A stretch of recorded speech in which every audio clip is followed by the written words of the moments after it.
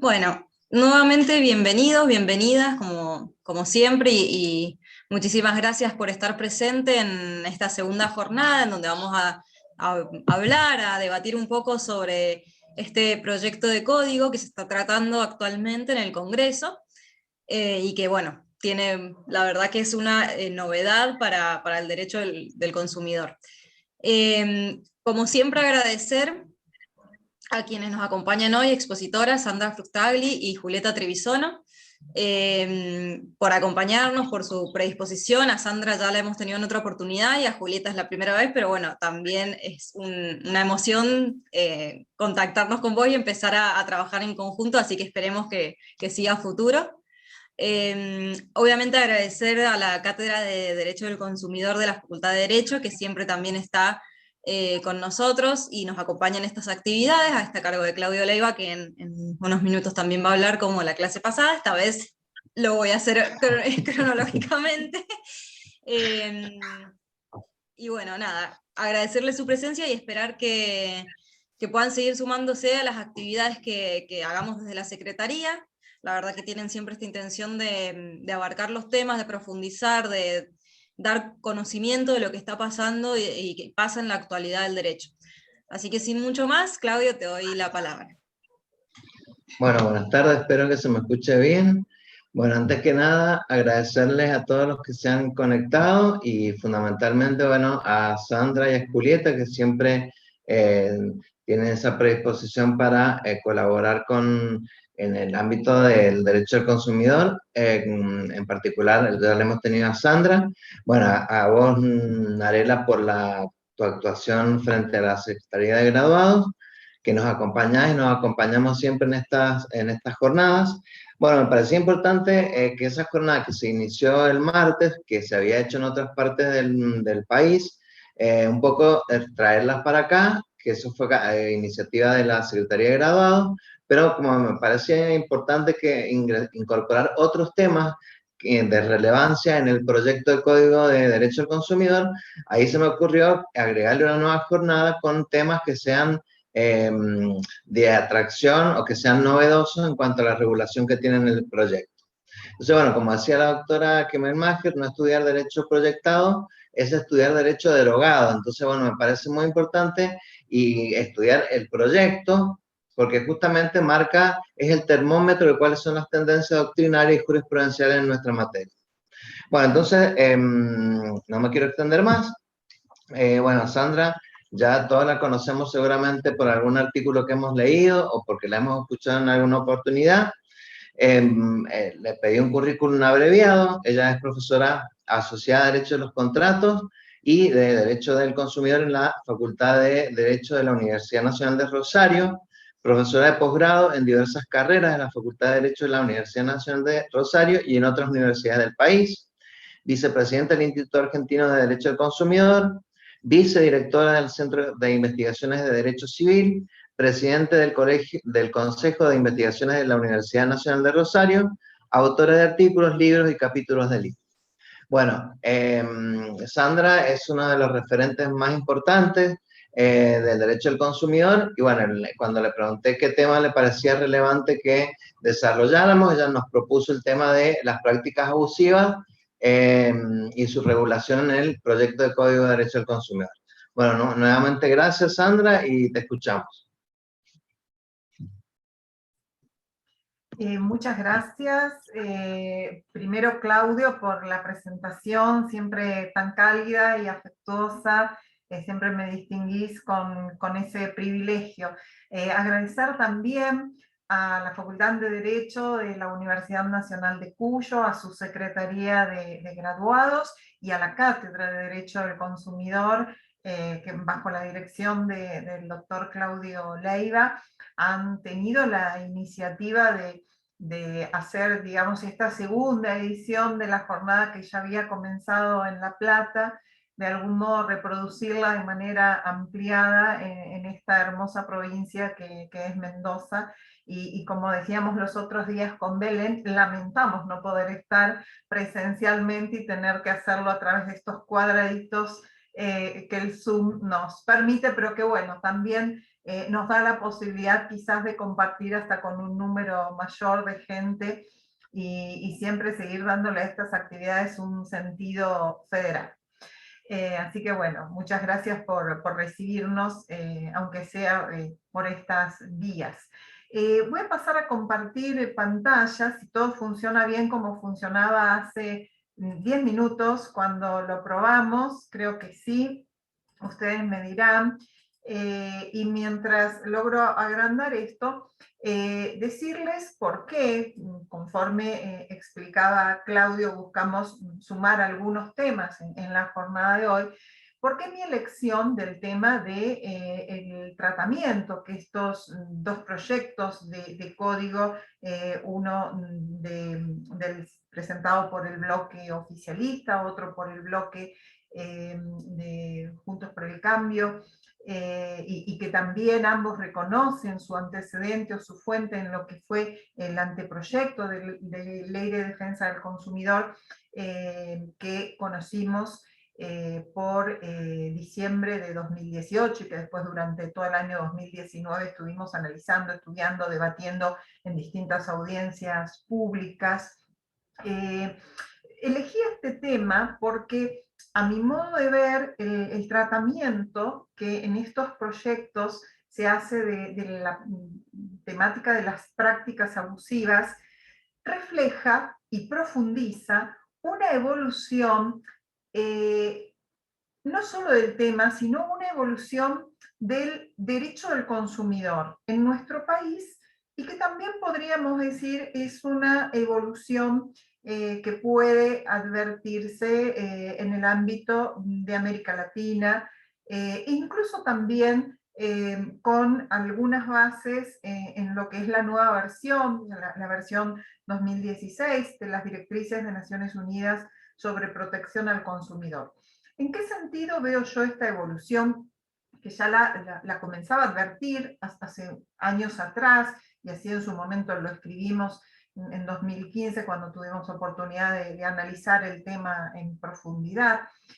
Para mí hay una evolución en este sentido que desde cómo el tema estuvo planteado en su origen y cómo lo vemos evolucionando ahora, nos muestra un movimiento, que no diría pendular, sino un movimiento de flecha avanzando en una línea firme, desde un marco que era centrarse en la protección de los intereses económicos del consumidor, o sea, fundamentalmente atender a la protección del consumidor desde las perspectivas patrimoniales de la relación de consumo, a una clara tendencia cada vez más pronunciada o más profundizada de no dejar de lado esos intereses patrimoniales, porque de algún modo han sido los fundantes del derecho al consumidor, pero sí abrirse a horizontes que integran la protección del consumidor como persona humana, la protección de la dignidad del consumidor en tanto persona. Por lo tanto, uno puede referenciar esa línea evolutiva en una lectura también de mayor compenetración entre la tutela del consumidor y los derechos humanos, o si se quiere poner la protección del consumidor en perspectiva de derechos humanos y de derechos fundamentales.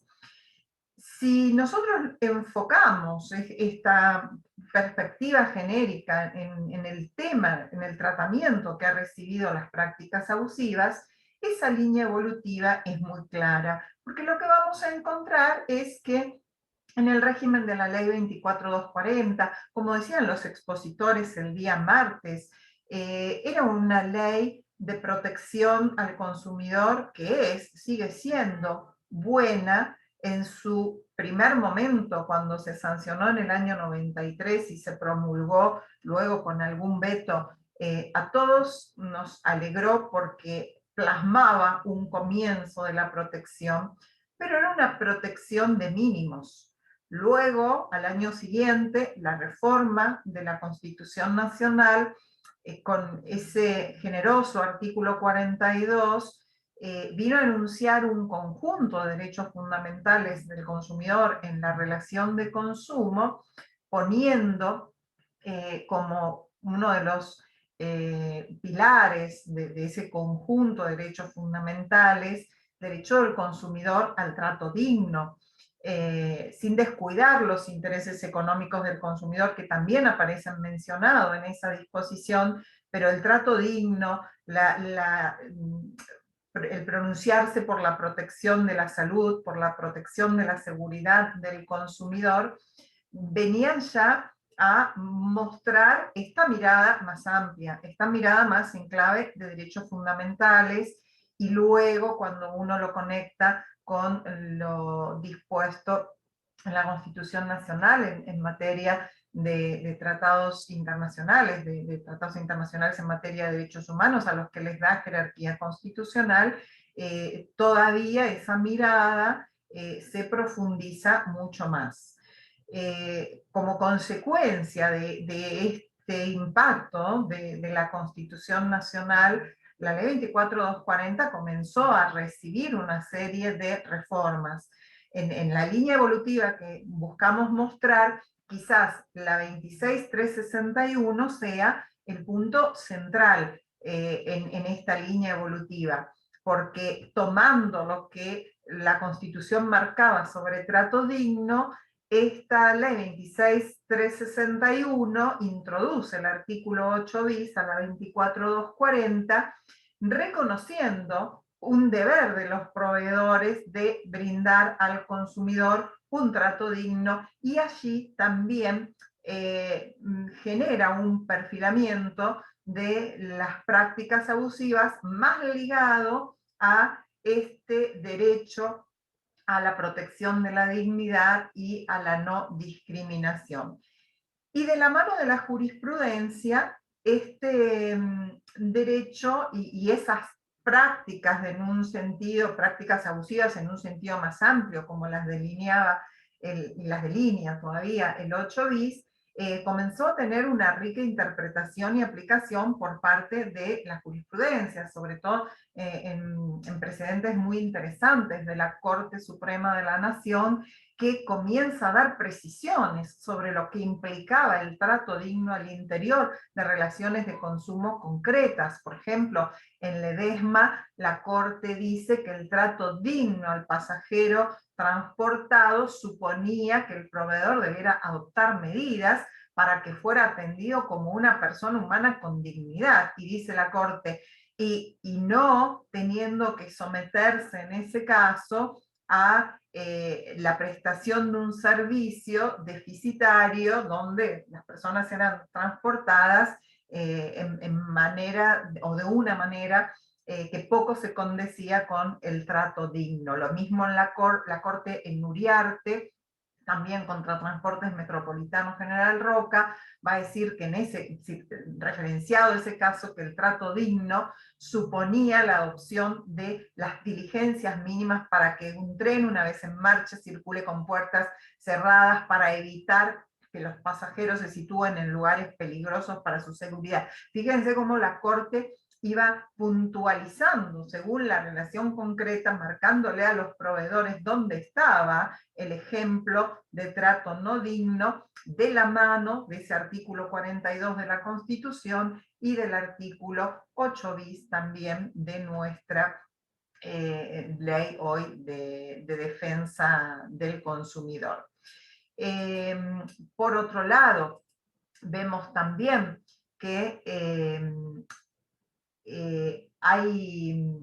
cuando pasamos al Código Civil y Comercial hoy, cuál es esa evolución que sigue todavía un poco más ahondándose de la Ley de Defensa del Consumidor, modificada en el año 2007, al Código Civil y Comercial, todavía esa apertura hacia un derecho del consumidor de mayor alcance o de mayor contenido humanista es todavía mucho más pronunciada, no solo por lo que el Código enuncia en su artículo 51, cuando proclama la inviolabilidad de la persona humana y la necesidad de respetar la dignidad de la persona humana en todas las relaciones de derecho privado, sino que también cuando ingresa a regular las relaciones de consumo en ese conjunto de normas de protección mínima que va a establecer, perdón, que me avancé antes de tiempo, vamos a encontrar que los propios autores del código, en la fundamentación del anteproyecto que luego se convierte en código, al referirse al modo en que eligieron para regular las prácticas abusivas, declaran esa regulación de base principista. Fíjense que dice, se la amplía con base en principios claros: trato digno, trato equitativo, trato no discriminatorio, protección de la dignidad de la persona, tutela de la libertad de contratar, con lo cual se alcanza, dicen, un espectro de situaciones amplio, que la jurisprudencia y la doctrina o la legislación especial pueden luego desarrollar. O sea, claramente toman conciencia de que lo que están haciendo es un régimen de base principista, como ustedes pueden ver aquí. ¿Por qué un régimen de base principista? Se funda en 3 pilares que nos muestran los artículos 1097, 98 y 99. El trato digno, por lo tanto, la prohibición de aquellas prácticas que sean contrarias al trato digno, el trato equitativo y no discriminatorio, y por lo tanto, la prohibición de aquellas prácticas que sean contrarias al trato antidiscriminatorio, y la libertad de contratar, y en esa línea la prohibición de prácticas que puedan comprometer esa libertad o incluso comprometer la libertad de elección. Vemos que sobre esos 3 grandes principios o estándares, si se quiere, criterios generales en materia de prácticas abusivas, se ofrece un universo muy rico para proteger al consumidor como persona frente a distintos comportamientos, conductas, omisiones de los proveedores, no solo en el momento previo a que se establezca la relación de consumo o el contrato de consumo, sino también durante toda la vida de esas relaciones, de esos vínculos contractuales, e incluso con posterioridad, aún ya extinguidos. O sea, que la idea de protección frente a las prácticas abusivas es una idea muy amplia, muy rica y muy extensa, si se lo quiere pensar en términos de materialidades y temporalidades en el contexto de la relación de consumo. También encontramos, no quiero entrar a analizar toda la riqueza que tiene en su funcionamiento hoy ese régimen del derecho vigente, porque lo que quiero es mostrarlo en su proyección hacia este derecho hoy proyectado. Entonces, ¿qué nos encontramos hoy en los proyectos de Código de Defensa del Consumidor que se están debatiendo en nuestro Congreso? ¿Cómo esa mirada de derechos humanos para regular las prácticas abusivas se ve todavía más profundizada? En un doble sentido, porque si uno hace una mirada sistemática de estos proyectos de código, vamos a encontrar que, en primer lugar, en el título primero y dentro de los primeros artículos, las primeras secciones, cuando consagra esos maravillosos artículos en ambos proyectos, que creo que es el artículo 5, se enuncian los principios que van a regir el funcionamiento del sistema de derecho del consumidor. Hay allí un expreso reconocimiento al principio de respeto de la dignidad de la persona humana, como ustedes pueden ver, respeto que debe darse de conformidad con los tratados en materia de derechos humanos de base internacional, y también un reconocimiento del principio antidiscriminatorio. Entonces ya, en un sistema que pretende funcionar sobre un conjunto de principios muy ricos, con una fuerte mirada de derechos humanos y que enuncia como contenidos este respeto por la dignidad de la persona humana y un principio antidiscriminatorio, deducir de ello luego la coordinación con el régimen de prácticas abusivas nos muestra que tiene una base todavía mucho más firme. Pero además, estos principios que aparecen proyectados en esos códigos no solo son para nosotros un derecho proyectado, porque una resolución Mercosur que fue incorporada además a nuestro ordenamiento interno por la resolución 310 de la Secretaría de Comercio Interior, ha volcado esos principios y los podemos hoy tomar como fundamentos de determinadas decisiones, invocarlos como derecho vigente. Pero bueno, quería mostrarles aquí el sentido que van a tener en la regulación sistemática que proponen estos códigos como antesala principista de lo que luego pasan a regular cuando avanzan sobre concretamente ya el diseño del régimen de prácticas abusivas que contemplan. Un diseño que se preocupa, fíjense, desde su artículo inicial, donde establece cuál es el ámbito de aplicación, sienta una regla muy importante señalando que en el ámbito de las prácticas abusivas, la protección de la hipervulnerabilidad toma especial significación. Pero además lo dice expresamente que en razón de las exigencias de los tratados de derechos humanos. O sea, esto ya es la primer pauta interpretativa que nos muestra cómo ese régimen de prácticas abusivas responde en una medida muy profunda a un derecho del consumidor pensado en base a derechos fundamentales y derechos humanos. Luego, de alguna manera, sigue la sistemática del propio Código Civil y Comercial en orden a reconocer una regulación amplia de base principista que pueda servir de referencia a la doctrina, a la jurisprudencia, en la aplicación práctica para, digamos, subsumir en la categoría de práctica abusiva a todo tipo de práctica novedosa que se revele como conculcadora de la dignidad personal o del trato no discriminatorio que merece el consumidor. En esa línea van los artículos 20, 21 en ambos proyectos, el artículo 22 en línea ya de proteger de manera más clara la libertad de contratar y la libertad de elección del consumidor, como un derecho fundamental que tiene un contenido claramente más de perfil patrimonial, pero también es reconocido como derecho fundamental. Pero no se queda allí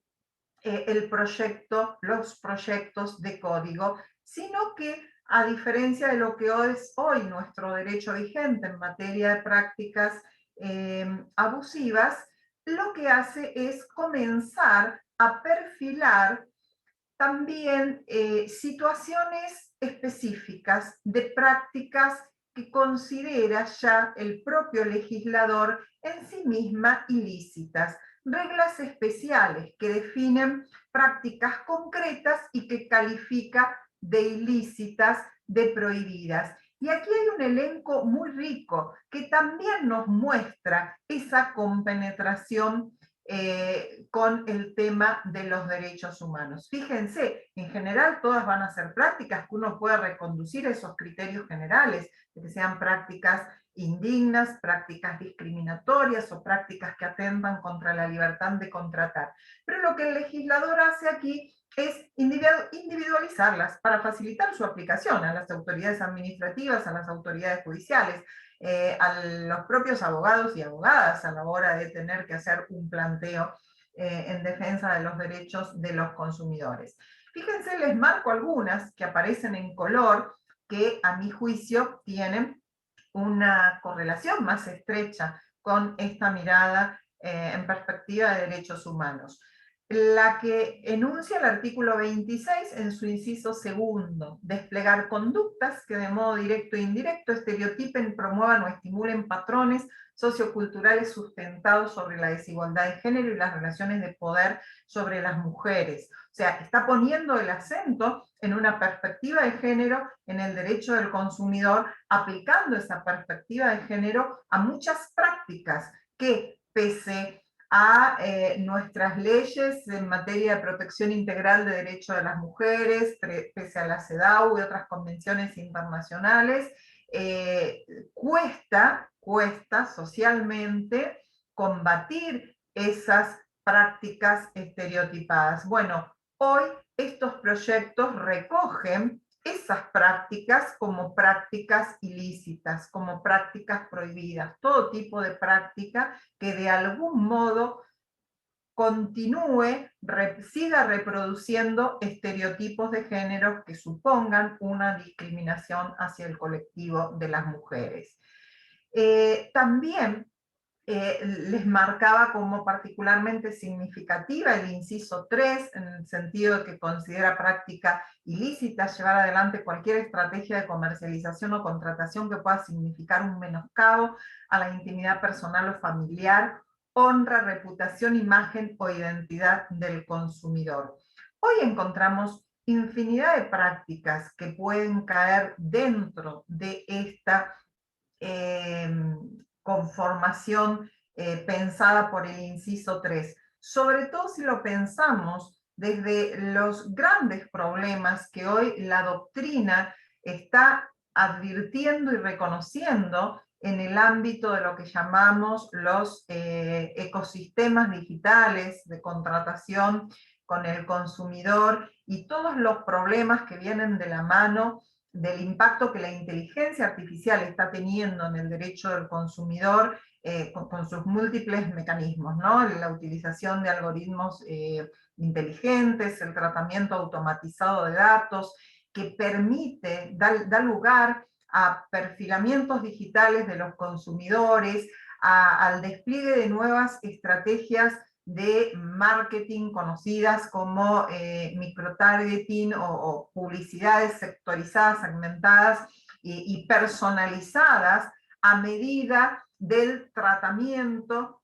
de datos que las grandes plataformas de Internet y las redes sociales hacen de nuestros datos, muchas veces usados sin autorización o con una autorización no consciente. También hay detrás de eso todo un problema y una necesidad de ayornar la legislación de tratamiento de datos personales, pero o sea, nos muestran todas estas nuevas realidades que surgen de lo que podríamos llamar una sociedad digital de consumo, en torno a prácticas abusivas. Entonces, cómo estas nuevas herramientas pensadas en los proyectos de código podrían ser una base para ofrecer algún tipo de respuesta frente a esos nuevos problemas que muestra la agenda del derecho del consumidor.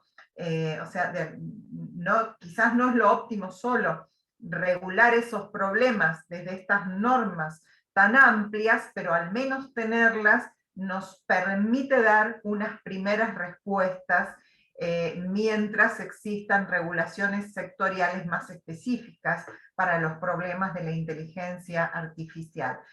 Fíjense que también en una línea similar también de protección de derechos humanos va el inciso 4 cuando refiere a calificar como práctica abusiva el prevalerse de las necesidades estructurales o coyunturales, de la ignorancia, la ligereza, la inexperiencia del consumidor para concretar una contratación o hacerlo en condiciones menos favorables a los intereses del consumidor. Esto describe una conducta que muchas veces va a afectar a colectivos hipervulnerables, concretamente personas ancianas, niños, niñas, adolescentes, personas que estén, si uno lo piensa desde la publicidad, dentro de potenciales grupos de riesgos, tal vez por padecer enfermedades que puedan estar vinculadas a trastornos alimenticios, también a adicciones.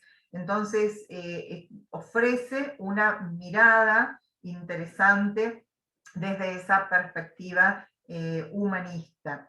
Sigue este artículo 26 enunciando una larga cantidad de comportamientos, todos muy interesantes de analizar individualmente, pero bueno, el tiempo que tenemos nos excede, pero fíjense, les marco nuevamente en esta línea de derechos fundamentales el inciso 10, que habla de negar la participación en actividades organizadas por el establecimiento educativo, el otorgamiento de reconocimientos u honores, entrega de títulos o certificados que acrediten la conclusión de estudios a cualquier nivel o cualquier otra documentación que impida la trayectoria educativa del alumno ante la existencia de obligaciones pendientes por cuotas o matrículas. Esto ha referenciado a prácticas muy específicas que a veces se dan en el marco de los servicios educativos que son considerados en materia de educación privada, son considerados como relaciones de consumo, y donde, fíjense, pueden estar claramente afectados derechos de niñas, niños y adolescentes, y también comprometido el derecho a la educación de ese estudiante que puede verse afectado por una práctica del instituto educativo de negarle un certificado, de negarle una titulación, tal vez porque se adeudan cuotas. Entonces, no es que cabe aquí pensar que, bueno, hace bien, aplica la excepción de incumplimiento a una relación contractual. No, porque la aplica para violar derechos fundamentales. Entonces, nos está poniendo en correlación derechos patrimoniales. Le debe, vaya y exija judicialmente el cobro de la deuda, pero no niegue el acceso a derechos que tienen que ver con el ejercicio de derechos fundamentales, como por ejemplo el derecho a la educación. Entonces, es muy vanguardista ambos proyectos cuando le dan este matiz a la regulación de las prácticas abusivas, que si uno lo mira en comparación, en contraste con lo que son otras legislaciones comparadas, por ejemplo, la Directiva Comunitaria Europea en materia de prácticas engañosas y prácticas agresivas, son normativas aquellas que están pensadas para regular el mercado en relación con el funcionamiento del mercado en orden a derechos patrimoniales. Nuestro código, digo por el Código Civil y Comercial, y nuestros proyectos de código en esta materia avanzan en un horizonte decididamente humanista. Les completo, solo ya para terminar, el panorama de cómo se cierra esta regulación, previendo además, como corresponde a una buena regulación sistemática, un artículo que contempla sanciones y responsabilidades frente a la incursión por parte del proveedor en prácticas de esta índole que aparecen prohibidas. Entonces, ustedes podrán ver cómo surge de la redacción del artículo 27 que estas prácticas pueden dar margen a que actúen las acciones o pretensiones preventivas, pero también pretensiones resarcitorias frente a los daños que pueda haber sufrido el consumidor. Pero son muy valiosos el horizonte que se abre al funcionamiento de la tutela preventiva en estos casos, porque son situaciones donde más vale prevenir y evitar la afectación de derechos fundamentales a tener que lamentar para luego resarcir los derechos. Y nuevamente, por supuesto que también hay una dimensión abierta a la procedencia de sanciones punitivas en este caso, pero nuevamente también aquí se muestra cómo todo el sistema está pensado desde la afectación de los derechos fundamentales y humanos, porque hacen una especial referencia a la aplicación de sanciones punitivas para que sean ponderadas de manera especial por el juzgador, dado que estas prácticas pueden afectar derechos fundamentales y humanos. O sea, está expresamente reconocido allí esta particularidad. Entonces, como pueden ver, intenté hacer rápidamente una descripción de lo que para mí es una línea evolutiva muy clara y que los proyectos de código de manera magistral y sistemática e impecable profundizan. Muchas gracias.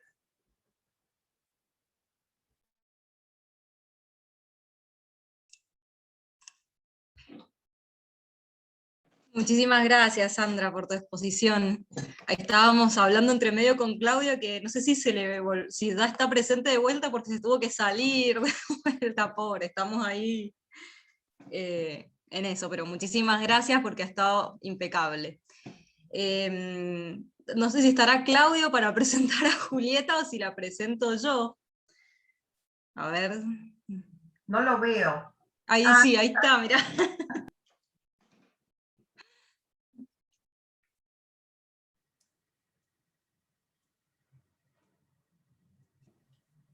No, pará. No está, no estamos escuchando. Está silenciado. Ajá. Ahí me escuchan, ¿no? Sí, ahí estamos. Sí. No, es que me decía que me tenías que habilitar. Por eso no, es que entré y salí varias veces porque se me Claro, quedaba es que tildado. cuando entras y salís te tengo que Perdón. volver a habilitar y yo me... Y después enganché la última parte bien. Así que bueno. Bueno, menos mal. Ahí se me escucha bien. Sí, se te escucha bien. Bueno, pues si no apago la cámara, presento y después la Y por prendo. las dudas apágala, porque ponele, ahí se te empezó a escuchar un poquito Bueno, más cortado. muchas gracias, Sandra. Bueno,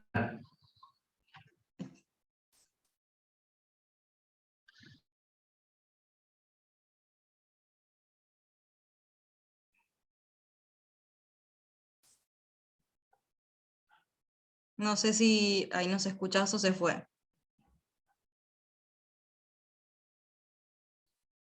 Ay, pobre Claudio, hoy está con unos problemas de conectividad. Bueno, no sé si querés, Sandra, mientras que te hago un ajuste, una consulta que hay acá para vos. Mientras vemos, Bien, le damos tiempo a ver si puede retomar le la... damos tiempo, y si no, la presento yo a Julieta, no hay problema.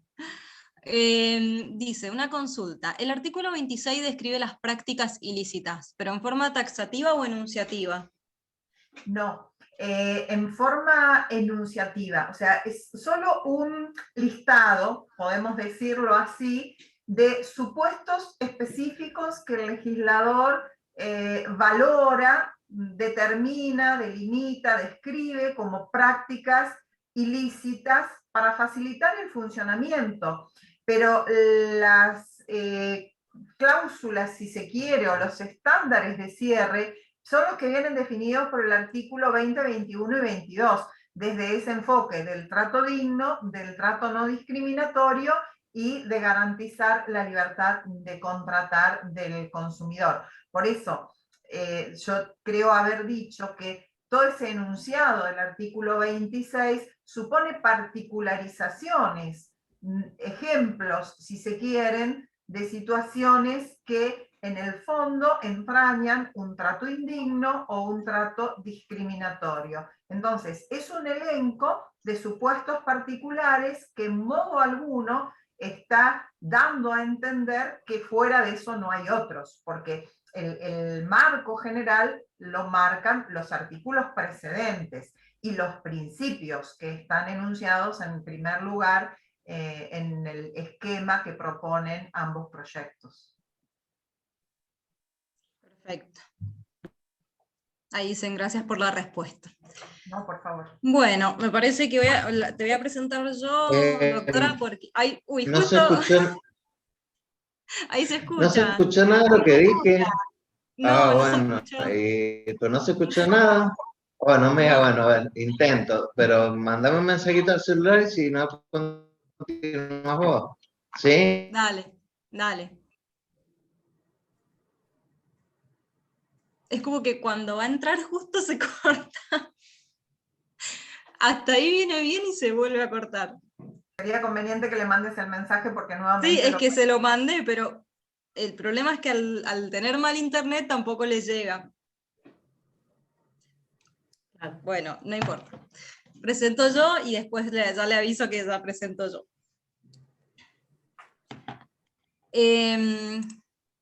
Bueno, la doctora es magíster en Sistema Jurídico Romanístico de la Universidad de Roma Tor Vergata, profesora adjunta de Derecho de los Contratos y Derecho del Consumidor en la Facultad de Derecho de la Universidad Nacional de Rosario, coordinadora y profesora en la Maestría de Derecho Privado y en la especialización de Derecho Inmobiliario, Urbanístico y de la Construcción de la Universidad Nacional de Rosario, miembro del Instituto Argentino de Derecho del Consumidor, secretaria del Centro de Investigaciones de Derecho Civil de la Facultad de Derecho de la Universidad Nacional de Rosario y autora de artículos y capítulos de diferentes libros.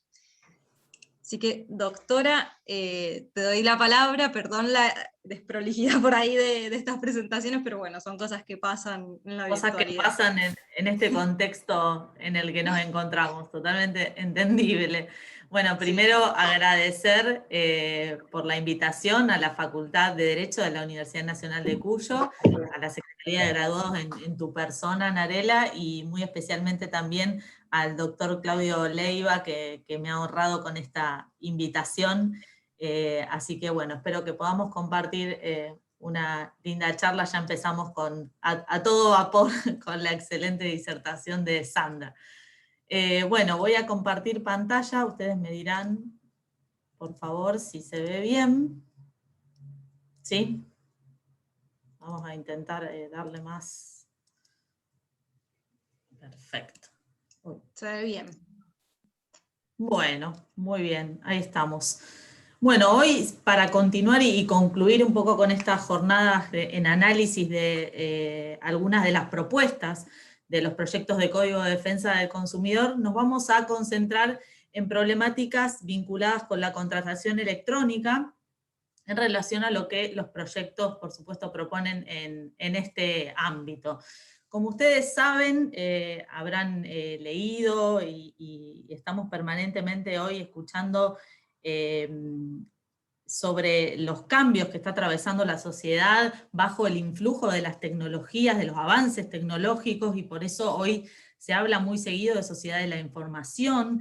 También se aluden a estas expresiones como la era de la revolución digital, o incluso la existencia de una cuarta revolución para reflejar todo este proceso de digitalización en general de la sociedad por el que estamos atravesando.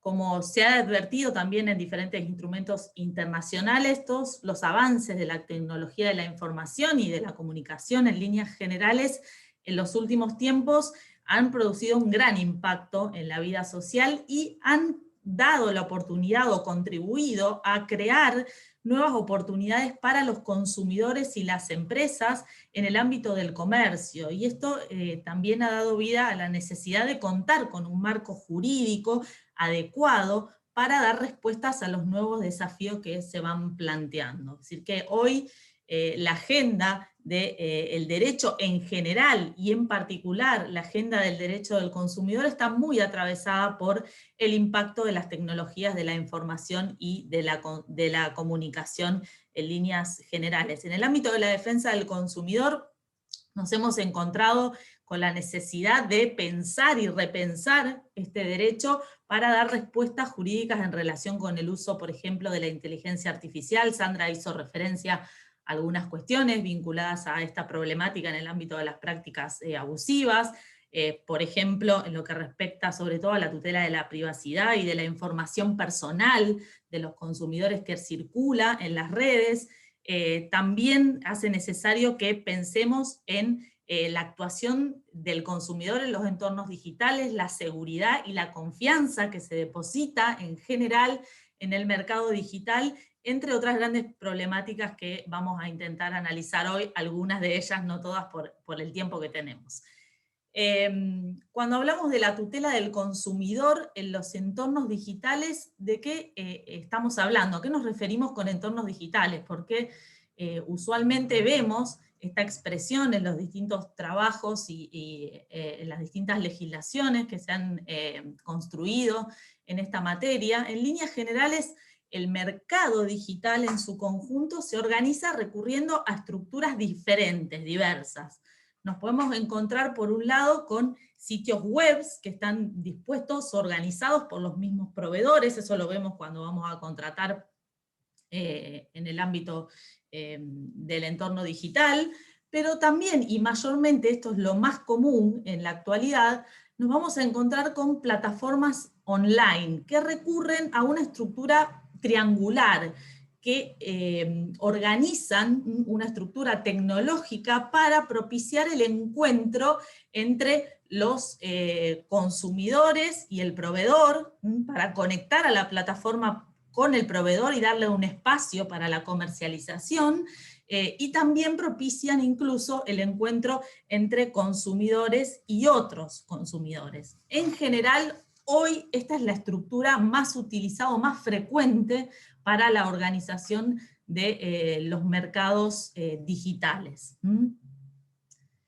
¿Qué operaciones van a estar tuteladas? Perdón que pasé a la siguiente. Por supuesto que aquellas operaciones que ingresen en el ámbito de aplicación de la Ley de Defensa del Consumidor, previsto y regulado por la 24240 y también en el Código Civil y Comercial, es decir, por supuesto cuando estemos en presencia de un proveedor que actúa, un experto que actúa en el mercado digital en este caso, en forma ocasional o habitual, y también cuando tengamos enfrente un consumidor que realice el acto de consumo con esta nota de destino final. Entonces eso lo podemos encontrar cuando el consumidor interactúa con estos sitios web organizados por los proveedores, y también cuando el consumidor accede a las plataformas online para adquirir productos que son allí ofrecidos por otros proveedores.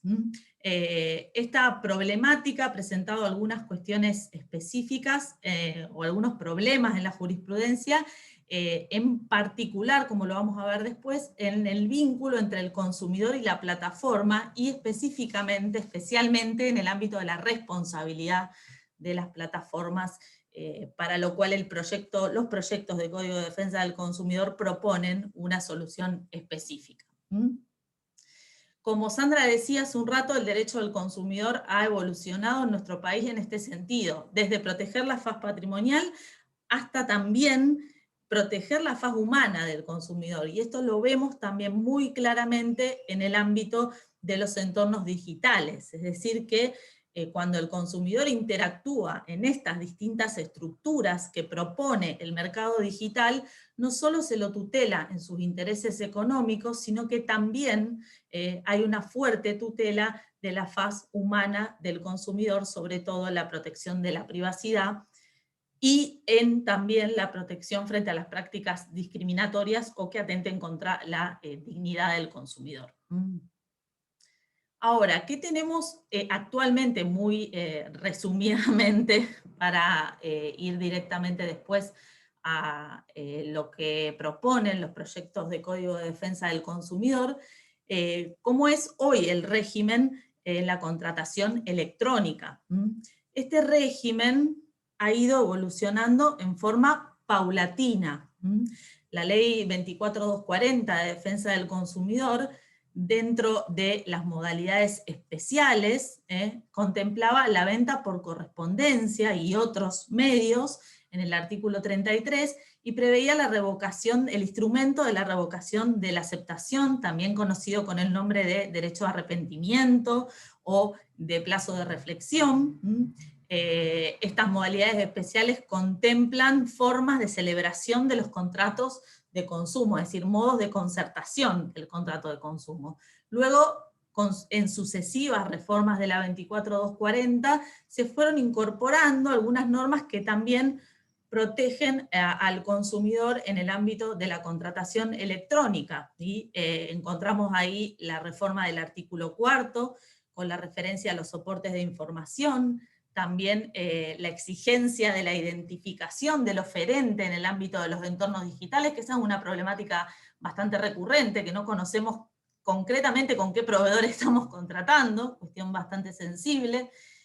También en una reforma de la Ley 24240 se incluyó este derecho del consumidor a la rescisión de los contratos de duración, es decir, en el ámbito en particular de la prestación de servicios a través de la incorporación del artículo 10 ter y 10 quater. Fíjense cómo fue creciendo la tutela del consumidor en los entornos digitales a través de la reforma de la Ley 24240. El Código Civil y Comercial hizo un aporte que, a mi juicio, es muy interesante, porque además de prever algunas cuestiones específicas, soluciones, especificidades de la contratación electrónica, lo que hizo fue ordenar un poco técnicamente esta problemática y en vez de hablar de venta por correspondencia y otros medios, reguló la categoría de la contratación a distancia, que está definida en el artículo 1105 con estas notas características, es decir, cuando los contratos son concluidos por un proveedor y un consumidor a través del uso de medios de comunicación a distancia. Se encuentran proveedor y consumidor distantes físicamente, no se encuentran en presencia física. Esta es la nota principal. En este artículo, fíjense que se hace al final una enumeración y allí específicamente se incluye a los supuestos en que se recurre a los medios electrónicos para la contratación. La norma es lo suficientemente amplia, a mi juicio, para ir comprendiendo todas las distintas formas que la tecnología de la información y la comunicación nos vayan presentando para comunicarnos. Creo que tiene esta norma la virtud de ser lo suficientemente amplia para encontrar o abarcar en sí a todos los avances tecnológicos que se vayan presentando, y eso es muy importante en una norma que está inserta sobre todo en un código de derecho privado como el nuestro. La problemática puntual que presenta la contratación electrónica está dada por estas dos características. Y creo que el régimen del código y el proyecto, la propuesta que hacen los proyectos, las contempla en una forma equilibrada y razonable. Cuando estamos en el ámbito digital, en el mercado digital, en la contratación a distancia, hay una vulnerabilidad cognitiva muy fuerte que sufre el consumidor y que va más allá de lo que se produce en el ámbito de la contratación en presencia física. Y esa vulnerabilidad está en estas dos características. En primer lugar, el producto está distante, el proveedor está distante. Hay una gran brecha perceptiva entre el consumidor y el proveedor y el producto o servicio que se adquiere. Y eso hace que sea necesario ajustar, intensificar los estándares sobre la información que le es debida al consumidor. Y por otro lado, también cuando interactuamos con el mercado digital, tenemos un desconocimiento total de los medios utilizados para la comercialización. ¿Por qué? Porque es el proveedor el que diseña, organiza todas las estructuras tecnológicas con las cuales nosotros entramos en contacto. Y ahí viene una especial tutela del vínculo, de los riesgos que están vinculados, a la sumisión que el consumidor tiene al poder tecnológico que el proveedor posee en el ámbito del mercado digital. Creo que también la definición del código nos remite a estas dos grandes características. Luego, como ustedes saben, tenemos regulado en el Código Civil y Comercial, se retoma la regulación de esta revocación de la aceptación, este derecho que tiene el consumidor de dejar sin efecto el contrato, un derecho absolutamente irrenunciable, en el cual no necesita invocar causa. Es una herramienta objetiva que se le brinda al consumidor para dejar sin efecto ese vínculo, teniendo en cuenta esta debilidad específica que se presenta cuando uno está distante del producto e incluso distante del proveedor. El código entonces retoma lo que la ley regula también y lo sistematiza, tutelando de alguna manera el consentimiento brindado con el recurso a estas técnicas de contratación a distancia. Se regula la forma en que se ejerce este derecho, la obligación de informar lo que es fundamental, porque la transparencia está vinculada al ejercicio de este poder extintivo que el consumidor tiene. El derecho, entonces, de revocar o de arrepentirse debe estar debidamente informado al consumidor, y su no información tiene una gravísima consecuencia, que es el impedir la extinción de ese derecho de arrepentimiento. Bueno, también se regulan, no me quiero extender demasiado en esto para tener tiempo en el resto, los efectos de este ejercicio del derecho a la revocación por parte del consumidor, y una novedad más o menos del año pasado, la tenemos en la resolución 424 del 2020, que regula esta necesidad de la presencia del botón de arrepentimiento.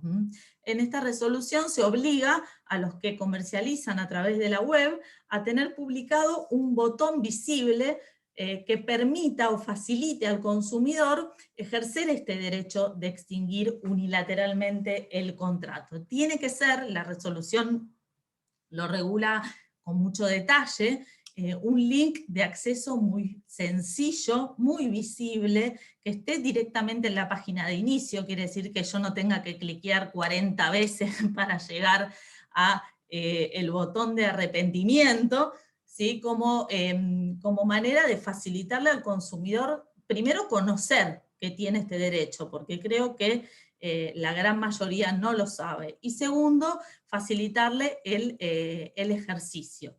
Y se regula también una cuestión muy importante, que es esta que ven en la diapositiva. A partir de la solicitud de la revocación, el proveedor dentro de las 24 horas y por el mismo medio debe informar al consumidor el número de código de identificación del arrepentimiento. Es decir que esto le permite al consumidor luego probar que se ha ejercido el derecho de arrepentimiento, y esa es una cuestión que en la práctica seguramente va a ser muy importante para procurar que realmente se produzcan los efectos del arrepentimiento.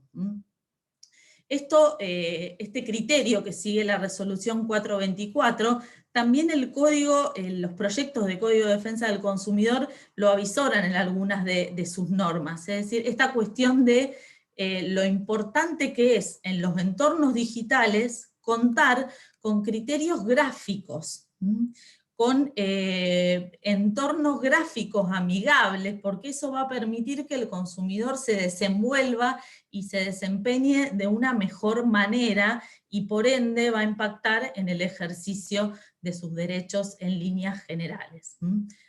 El código también hoy contiene algunas normas específicas que dan cuenta de que se ha pensado realmente en la contratación electrónica, al menos en aquellas cuestiones que pueden y deben estar presentes en un código que da soluciones generales. Una de ellas es la problemática de la formalización de los contratos a distancia, en el artículo 1106, que se refiere a la equivalencia del soporte electrónico. También en el ámbito de la información al consumidor, que era lo que les comentaba antes, se percibe de alguna manera esta intensificación de la obligación de informar, porque además de lo que establece el artículo 1100 en materia de información, y el artículo 4 de la Ley de Defensa del Consumidor, también el consumidor tiene que estar informado sobre cómo, además de la facultad de revocar y demás, cómo debe usar correctamente este medio electrónico que se ha elegido para la contratación. Entonces también hay una cierta intensificación de esta obligación de informar en el Código Civil y Comercial. También respecto de la oferta tenemos una regla específica que tiene que ver con la vigencia de la oferta, y que es muy importante. Cuando no existe plazo, la oferta sigue siendo obligatoria durante todo el tiempo en que permanezcan accesibles al destinatario. Esto tiene que ver muchísimo con la transparencia y la confianza. Si yo puedo acceder a una oferta y puedo continuar con el proceso de contratación, esa oferta es vinculante, y si se acepta, ese contrato está perfeccionado y por ende el proveedor obligado a cumplirlo frente al consumidor. También regla que reitera en los proyectos de código, la cuestión relativa al lugar de cumplimiento y a la jurisdicción en esta materia, que son muy importantes también, sobre todo para el acceso a la justicia del consumidor, del que hablaba muy bien el martes pasado el doctor Ossola, con lo cual fíjense que el código ha sabido tocar puntos estratégicos en materia de contratación electrónica, con reglas generales y con reglas puntuales. Creo que en eso el código ha tenido, digamos, un criterio muy interesante. también complementan hoy este régimen una serie de resoluciones muy interesantes que se han dictado recientemente a manos de la autoridad de aplicación, que está teniendo un desempeño, creo que brillante, y allí les dejo para que puedan ver la regulación de algunas cuestiones específicas que también tienen que ver con los entornos digitales. Normas más concretas, que van hacia problemáticas puntuales, no principios generales ni reglas, pero sí el desarrollo de esos principios generales y reglas, y varias de ellas tienen que ver con esto que les decía antes, de rescatar los criterios gráficos, en la configuración de los entornos digitales para que el consumidor pueda tener una experiencia más amigable en la vinculación con el entorno digital y preventiva de una serie de riesgos y de consecuencias negativas que se derivan del uso de los entornos tecnológicos. Creo que son muy valiosas estas resoluciones. ¿Qué proponen los proyectos de código de defensa del consumidor en relación con la contratación electrónica? Bueno, algunos aspectos metodológicos y características generales que me parecen interesantes destacar son estos que ven allí en la diapositiva. En primer lugar, el emplazamiento que se hace de esta problemática es absolutamente correcto en el ámbito de la protección contractual del consumidor, como les decía el martes pasado la doctora Japase cuando hablaba de este tema. Dentro de este título de la protección contractual del consumidor está el capítulo 9, dedicado totalmente a la contratación a distancia, en donde se hace mucho hincapié en la contratación electrónica específicamente.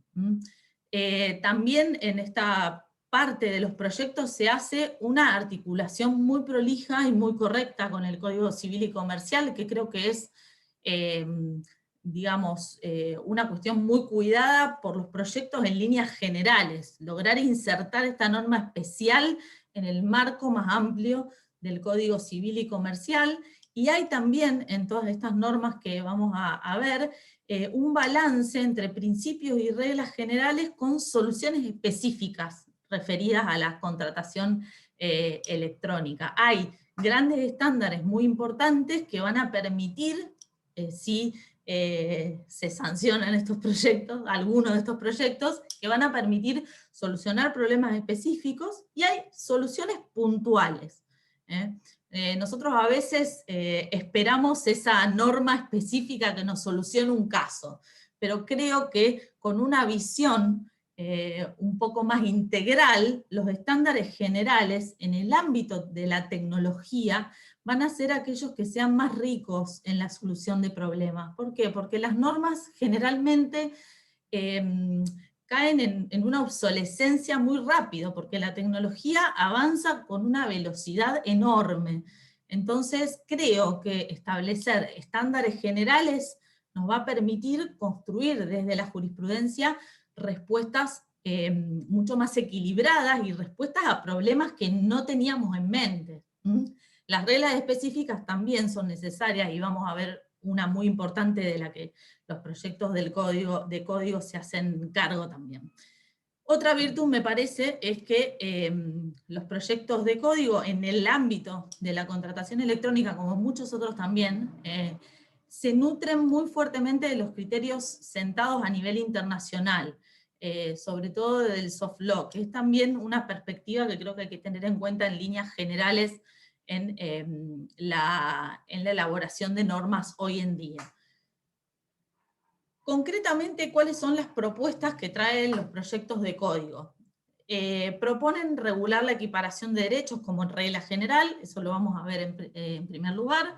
Luego, una norma específica relativa a la información que se le debe al consumidor en la contratación electrónica.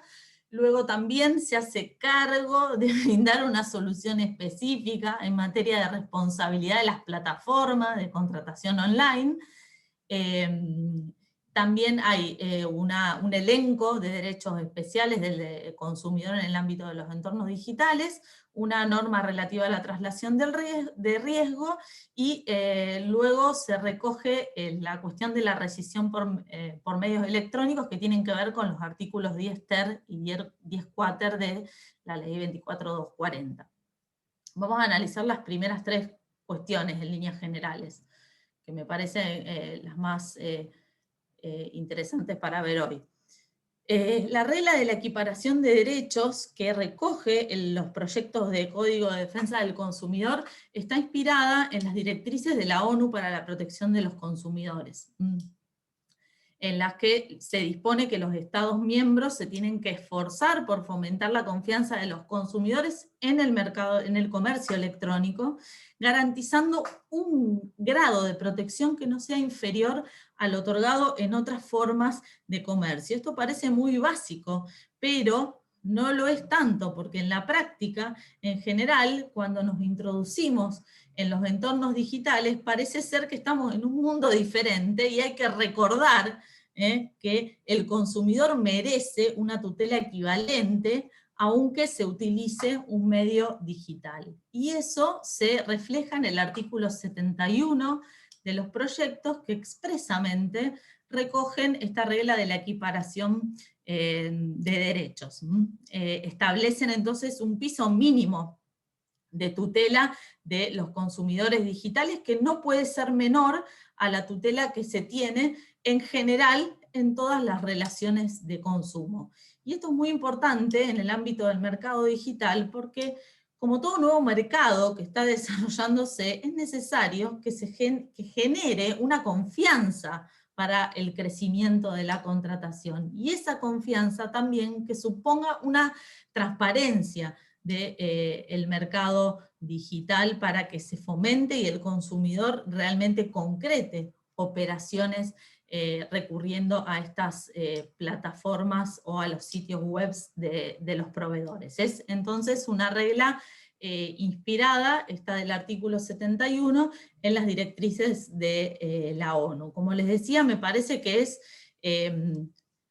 quizás a simple vista no lo parezca, pero creo que es un criterio muy interesante para resolver problemas concretos que se vayan presentando en la práctica. Fíjense que en la jurisprudencia se ha nombrado, o se ha hecho recurso de la regla 63 de las directrices de la ONU, en un caso en el cual la plataforma de contratación online se negó a suministrar los datos del proveedor a la persona que había contratado con él. Entonces ahí, al resolverse el caso, se hizo referencia expresamente a la regla 63 de la ONU. Creo que este artículo que proponen los proyectos es muy valioso en ese aspecto. Otra cuestión que se propone es la regulación de la información, y se propone a través de una cláusula general, una norma general que propone, o que dispone, mejor dicho, que se le debe al consumidor la información, pero con el estándar más elevado que sea posible, cuando nos manejemos en el ámbito de la contratación electrónica, a fin de que resulte plenamente consciente de sus derechos y obligaciones en este ámbito. Acá también es interesante, al final del artículo que se propone, que se tiene en cuenta el grado de vulnerabilidad del consumidor en relación, para regular, ¿no?, este estándar elevado de información al cual tiene derecho el consumidor en el ámbito digital. Este artículo 72, por supuesto que está en línea con los artículos 1100 y 1107 del Código Civil y Comercial, y también con alguna normativa, esta resolución del Mercosur, que establece, ha sido internalizada por nuestro país, y establece también algunos requisitos de información en el ámbito de la contratación electrónica. A mí me parece que esta norma de los proyectos de código es muy, muy interesante, y que se puede trasladar a esta cuestión. Como yo les decía antes, el consumidor, cuando entra en contacto con las plataformas y con el mercado digital en general, recibe toda la información a través de los modos y de la estructura que el proveedor le propone. Cuando vamos a comprar en una plataforma digital, vamos siguiendo los pasos que el proveedor estipula. Entonces quizás este estándar general que fija el artículo 72 no sea posible para esto, para exigirle al proveedor desarrollar entornos gráficos que sean más amigables para el consumidor y que le hagan de más fácil acceso la información. Entonces, lo que podríamos, perdón, me pasé de diapositiva, es exigirle esto, que mejore la accesibilidad a través del aspecto visual, del entorno gráfico. Creo que esto es fundamental en el ámbito de la contratación en los entornos digitales, porque va a ser lo que nos permita ejercer nuestros derechos como consumidores. Es decir, que en general elevar ese estándar de información nos va a permitir exigirle al proveedor que diseñe ambientes tecnológicos que propicien que el consumidor acceda correctamente a la información que sea necesaria para esa contratación. Por eso me parece una norma muy valiosa. Siempre en este aspecto cito una idea muy interesante de la doctora Lima Márquez, que es el referente, entre los primeros referentes en el derecho latinoamericano, del derecho del consumidor, y que piensa un poco en esto, en el ámbito digital. Tenemos hoy desafíos muy importantes y en principio parece que la buena fe pierde un poco de eficiencia y necesitamos trasladarnos al criterio del principio, del paradigma de la confianza, que se basa más que nada en esto, en un criterio más visual, en la apariencia, en lo que se le presenta al consumidor desde el punto de vista visual. Entonces abandonar un poco eso para reforzar, no abandonar, pero reforzar más la confianza a través de la apariencia que se le presenta al consumidor en el mercado digital. Como les decía hace un rato, los proyectos de código toman un poco la posta de regular, se hacen cargo, con todas las letras, de fijar una regla que permita dirimir la responsabilidad de las plataformas online. Antes decíamos que estas plataformas proponen un relacionamiento triangular, es decir, que conectan a proveedores y consumidores y le brindan a ambos un ámbito en el cual se puedan concertar estas operaciones a distancia. Entonces, se han presentado en este aspecto muchos casos en jurisprudencia en los cuales al no existir una regla expresa que resuelva esta situación, se han dado soluciones muy dispares y con criterios muy diferentes, con lo cual creo que este sí es un ámbito en el que se requiere una regla especial que resuelva la responsabilidad, porque hay una especificidad propia del mercado digital en el ámbito de las actuaciones de las plataformas. Y fíjense lo que hacen los proyectos. Fijan una regla muy clara, creo que no deja lugar a dudas al respecto, estableciendo que los operadores electrónicos o digitales responderán de manera objetiva con fundamento en las reglas de la confianza y de la conexidad contractual. Para las eximentes, por si no fuera claro, para las eximentes vamos, por supuesto, a las eximentes vinculadas a la responsabilidad objetiva. Y un poco yendo hacia atrás, a la previa de esta norma, ¿por qué les decía yo que hay jurisprudencia que es muy dispar en los criterios de resolución? Porque nos encontramos con casos como este, por ejemplo, el conocidísimo caso CLAPS, en el cual sí se hace responsable a las plataformas por entender que hay una intermediación. En este caso el supuesto era la compraventa de entradas que habían sido robadas. Después también tenemos el caso Ferreiro, en el cual también se hace responsable a la plataforma por su actuación, teniendo algún criterio vinculado a la conexidad contractual en este supuesto.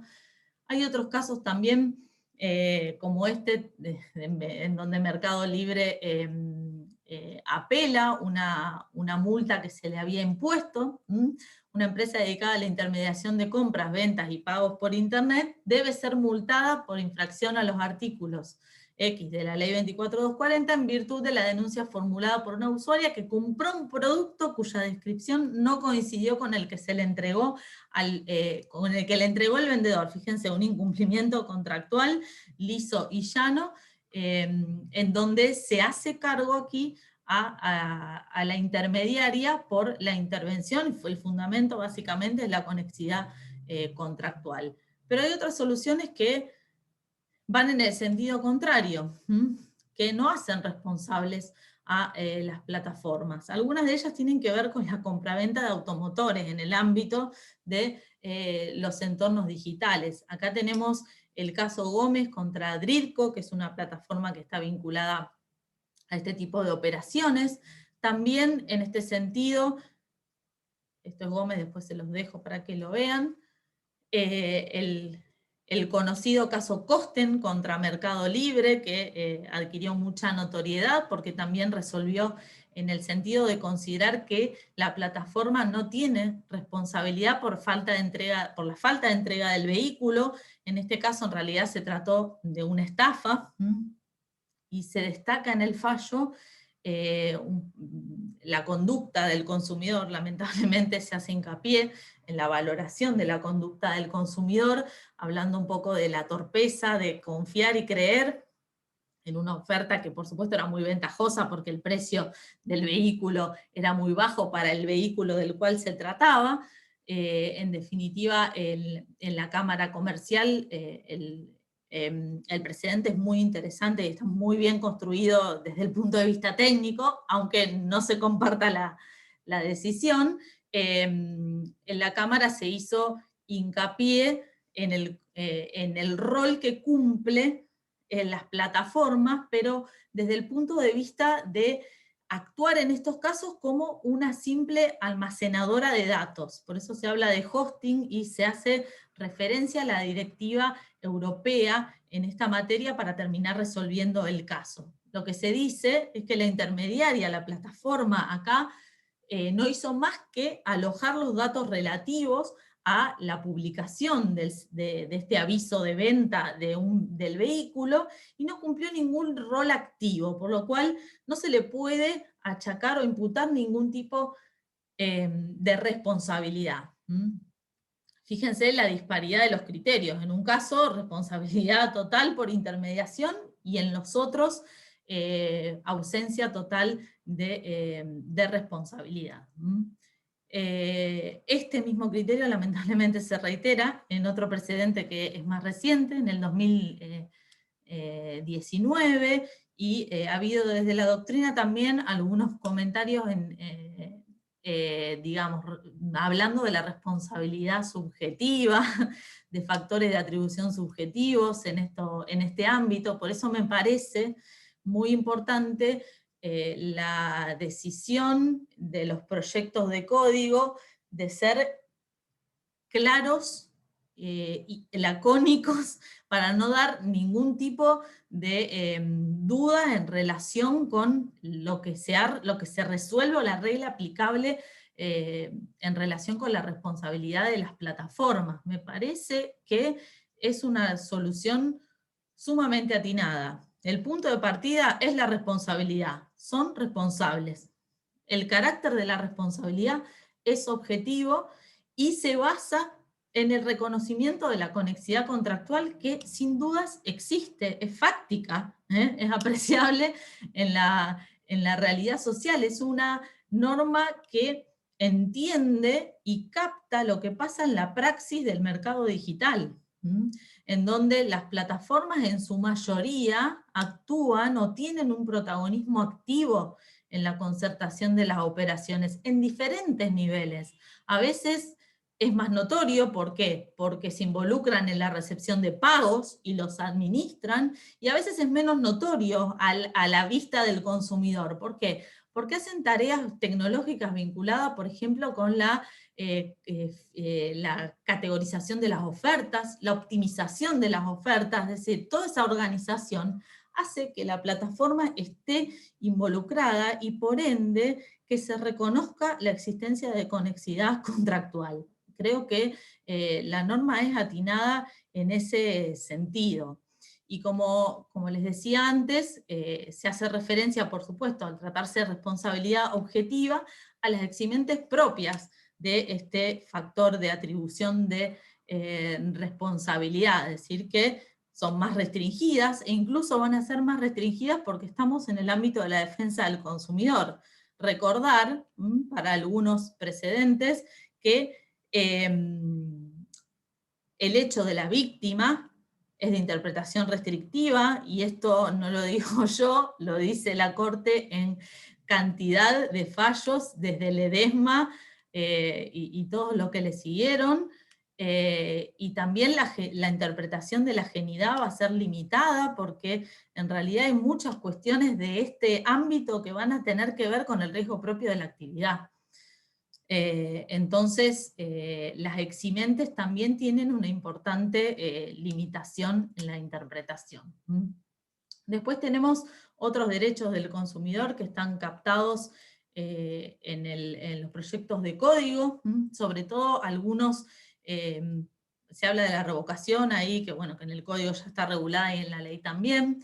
Se habla de algunas prácticas específicas que se repiten en los mercados digitales, por ejemplo, esta cuestión relativa a la fijación de un plazo máximo para la entrega de los bienes es muy importante y responde también a una práctica abusiva a la que se suele recurrir. La cuestión también de los pagos adicionales tiene que ver con esta idea de desactivar prácticas abusivas en el ámbito de la contratación electrónica. También se contempla el acceso a la jurisdicción en base a la pauta del domicilio real, la traslación del riesgo y la rescisión por medios electrónicos, como les decía antes, que un poco refleja lo que establece la ley 24.240 en esta materia. Y por supuesto que esas son las normas especiales de tutela de la contratación electrónica, pero este capítulo de los proyectos está incluido en un sistema integral de tutela de los consumidores, por ende, en diálogo con otras normas que nos van a servir para resolver conflictos puntuales. El catálogo de principios de derecho del consumidor al que hacía referencia Sandra va a ser muy importante, sobre todo en cuanto a la hipervulnerabilidad, en general respecto de todos los principios, pero la hipervulnerabilidad y la transparencia quizás tengan un rol mucho más presente en estas soluciones. También las prácticas abusivas, la regulación sobre todo del elenco del artículo 26, el 25 al final también hace referencia a los tiempos de espera en materia de contratación electrónica, y ahí en el tema de las prácticas abusivas tenemos una cantidad de problemáticas a analizar en las herramientas que utiliza el marketing digital para incentivar las contrataciones en las plataformas electrónicas. Tenemos problemáticas específicas en ese aspecto, como por ejemplo el uso de la actuación de los influencers en las redes sociales para incentivar o presionar a la contratación. Ahí vamos a tener a futuro, creo que, desarrollos muy interesantes o aportes muy interesantes que el derecho del consumidor va a poder hacer. Y en general, todas las normas de protección contractual, particularmente estas vinculadas a la conexidad. Entonces, todo el sistema en el que se integra la contratación electrónica también va a gozar de las normas que el proyecto propone para la tutela en general de los derechos de los consumidores. Creo que no tengo nada más para decirles, solamente que espero que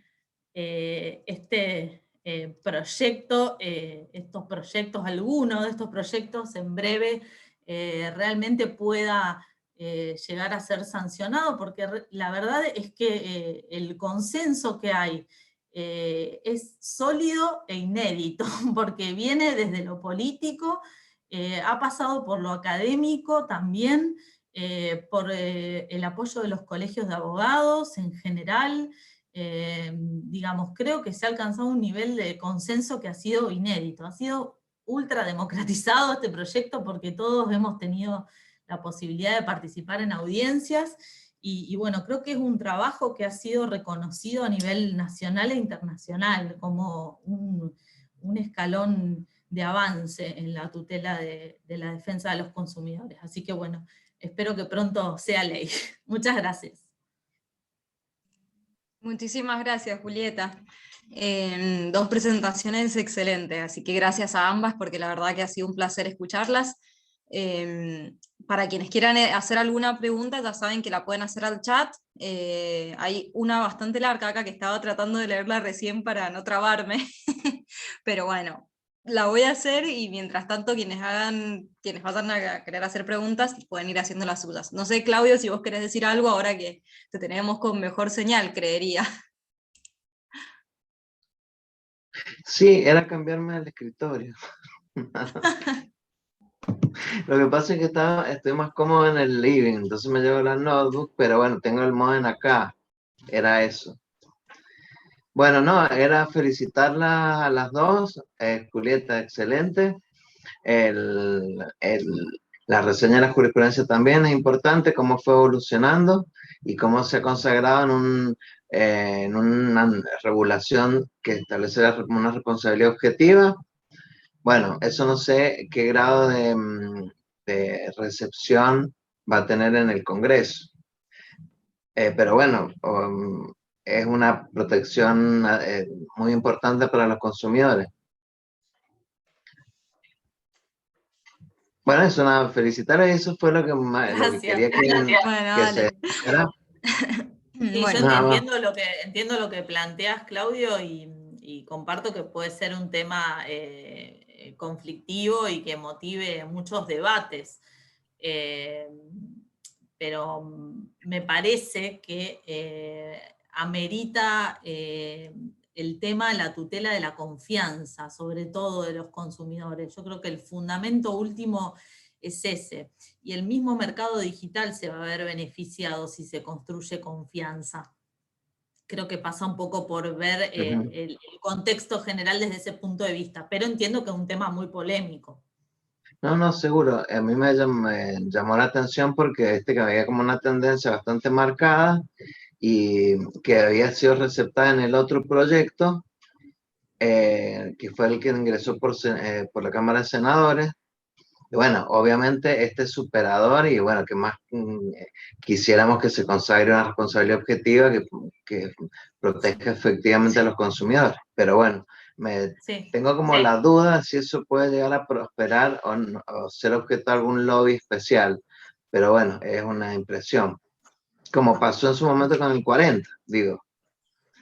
De todas formas, la otra versión del artículo 73, no la quise poner, no quise generar confusión, pero esa otra versión del artículo 73 tiene presupuestos muy similares, porque parte desde el punto de partida es siempre la responsabilidad, quizás no dice expresamente la objetividad, eso sí, pero habla del rol activo, y el rol activo remite a la conexidad. Entonces, tampoco es diferente, sí, por supuesto que es diferente, pero la construcción de la respuesta jurídica puede llevar al mismo resultado. Seguro. Bueno, ese es mi comentario. Nada más. No sé, Narela, si hay alguna pregunta. Sí. Paso a leerla, es bastante larga. Se lo iba a mandar por el chat, pero la leo. En caso de estafas a través del home banking, phishing, farming, no sé si está bien pronunciado, que han proliferado durante la pandemia, las víctimas no solo han perdido el dinero que poseían en su cuenta o caja de ahorros, sino que además se enfrentaron al problema de que las entidades bancarias ofrecen el acceso a préstamos a través de un clic sin verificar fehacientemente la identidad del solicitante. por lo que los estafadores solicitaban en su nombre préstamos elevados, dinero que también extraían de la cuenta y representaba un perjuicio económico mayor para la víctima. Más allá de que la persona estafada incurrió en el error que hizo que entraran a su home banking.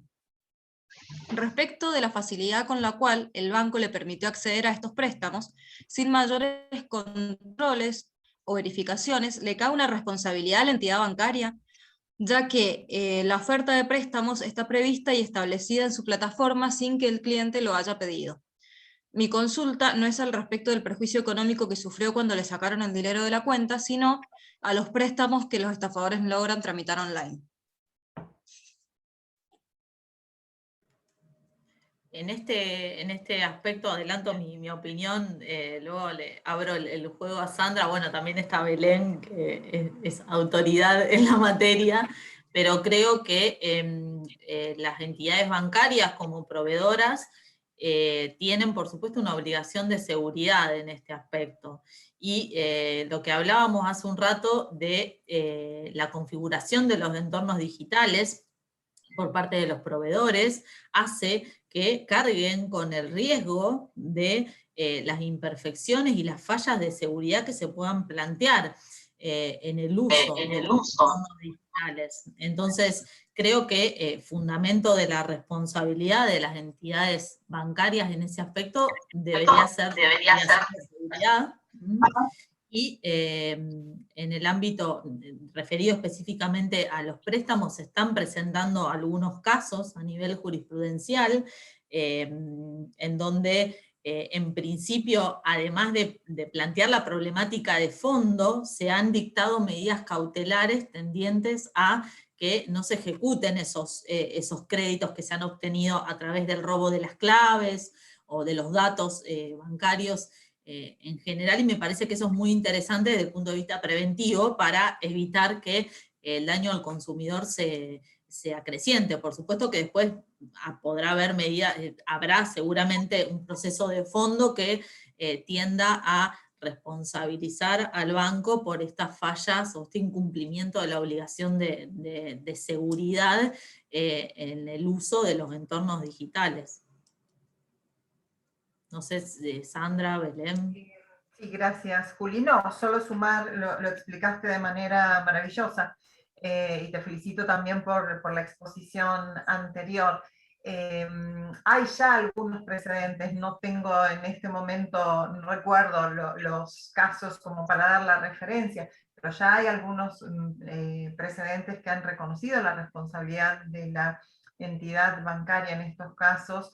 De alguna manera también esta posibilidad de acceder a través del home banking a créditos preacordados es un tema que guarda alguna vinculación con lo expuesto por Belén el día martes en relación a cierta facilidad para acceder a los créditos, que en este caso el peligro y los riesgos se potencian por la vulnerabilidad que muestran estos sistemas.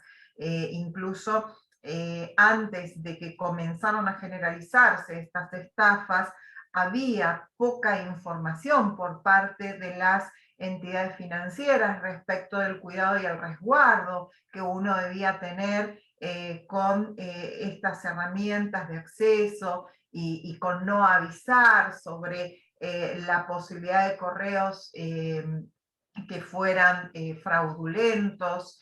Entonces,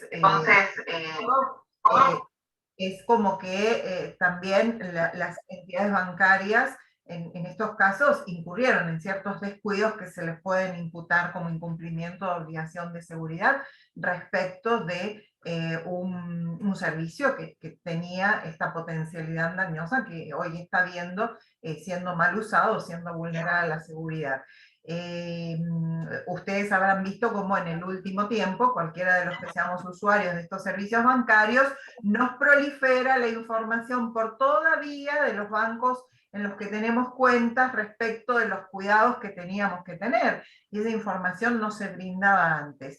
Y les relato solo una experiencia personal que me pareció también de cierto descuido todavía, porque en este fin de semana yo recibí dos correos, evidentemente fraudulentos, simulando ser de uno de los bancos en los que tengo cuenta, y advertida la maniobra, no iba a caer en el error, pero me contacté ayer con el banco para decir, miren, les informo y si quieren les mando captura de pantalla para ustedes indaguen quién está detrás de esto, aunque yo no haya tenido un perjuicio. Y me dijeron, no, si usted no está perjudicada, no hay nada que hacer. O sea, siguen no asumiendo, porque yo no fui perjudicada, pero evidentemente hay alguien actuando, usando el nombre del banco y a los clientes de ese banco para hacerlos incurrir en una estafa, y uno busca actuar preventivamente y ellos no les interesa actuar preventivamente. De modo que cualquier responsabilidad que les caiga en estas situaciones es como merecida, digamos. Te agrego algo, porque a cuento de lo que vos decís aquí en el final de tu intervención, me parece que es un ámbito propicio para plantear una tutela colectiva, ¿no? De los derechos de los consumidores, en clave preventiva, ¿no? Para evitar de que estas personas que están actuando espuriamente sigan haciéndolo. Ahí la posta la tendría que tomar alguna asociación, algún sujeto que pueda interponer una colectiva, pero es un tema sumamente interesante. Y yo quiero preguntar y agregar algo, ya que, porque es un tema que está bastante bueno. ¿Cómo juega ahí el tema, por ejemplo, de la protección de los datos? Porque me pasó lo mismo, en realidad yo vivía con mi abuela y un día la llaman desde una X ofreciendo servicios jurídicos porque ella era cliente, servicios jurídicos gratuitos, porque ella era cliente de tal y tal y tal banco y tenía tal y tal tarjeta. Y fue como, yo la atendí yo por suerte y fue como, bueno, ¿y de dónde tenés esos datos? Y esto y lo otro y nada, obviamente ahí se pusieron nerviosos y me cortaron. Pero es como que en eso sí el banco ya tendría que tomar acciones, porque ahí hay una cuestión de protección de datos que ellos tendrían que tener y no están teniendo, me parece. O sea, perdón la intervención, pero ya que estamos.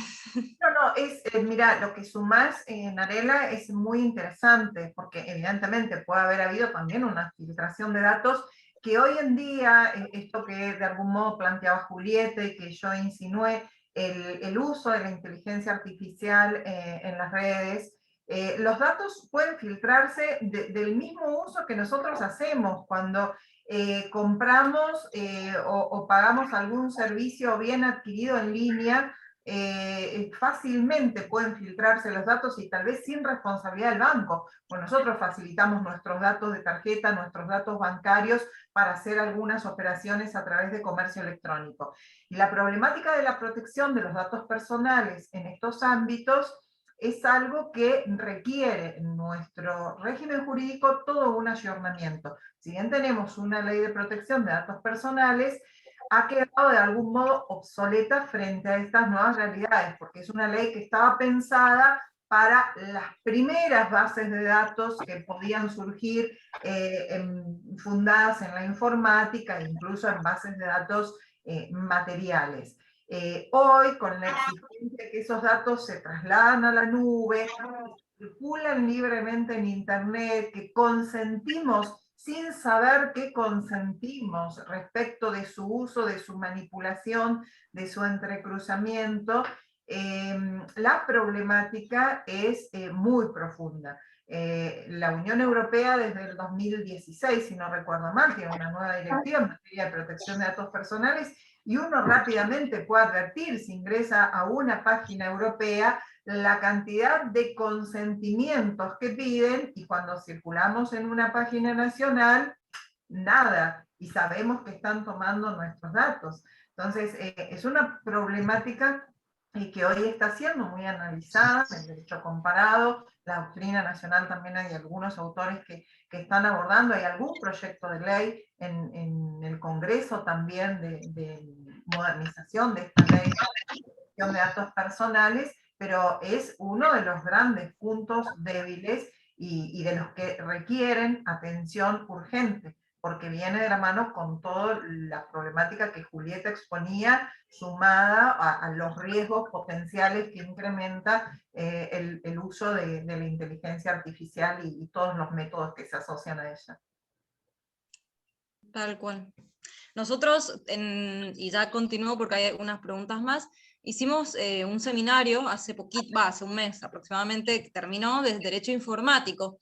Y la verdad que estuvo muy completo y se habló todo este tema, el blockchain, el compliance y demás, y cómo ha cambiado todo esto y cómo hoy, aceptando las cookies de una página, uno no sabe todo lo que está, el poder que le está dando a esa página. Estuvo también muy interesante, por eso me surgió también preguntarlo en este aspecto de los consumidores. Así que bueno, continúo con las preguntas, porque si no me van a matar. Perdón, Narela, ¿puedo decir una cosita? Sí, por supuesto. No, solamente por las preguntas del tema del phishing, en el Power que yo dejé a disposición de ustedes, ahí sí hay, para el que la persona que formuló la pregunta, hay creo que más o menos 6 fallos que son todos de este año y del año pasado, en los que algunos son cautelares, pero hay alguno que ya avanza sobre la cuestión más de fondo, digo por el interés que pueda tener alguien en particular. Lo demás ya lo han dicho perfectamente Sandra y Julieta, pero me parece interesante destacar que ese deber de información, deber de asesoramiento, deber de advertencia del que mencionaba Sandra, que ahora lo primero que nos aparece tal vez en la página de nuestro home banking es cuidado, no proporcione datos, ese deber de advertencia que se cumple ahora y no se cumplía antes. Y me parece, y solo porque estamos hablando del proyecto, destacar que cuando se regula o se propone la regulación de la obligación de seguridad o el deber de seguridad en el proyecto, en el artículo 117, se habla del deber de seguridad en el ámbito de incumbencia del proveedor. Entonces, si bien habla de ámbito físico, esto tiene que ver con el ámbito de incumbencia. Si la propuesta de contratación se hace en un entorno digital, ese entorno digital y lo que allí pueda ocurrir, los riesgos derivados de esa contratación, tienen que ser asumidos por el que provee, el que ofrece ese contexto, esa plataforma.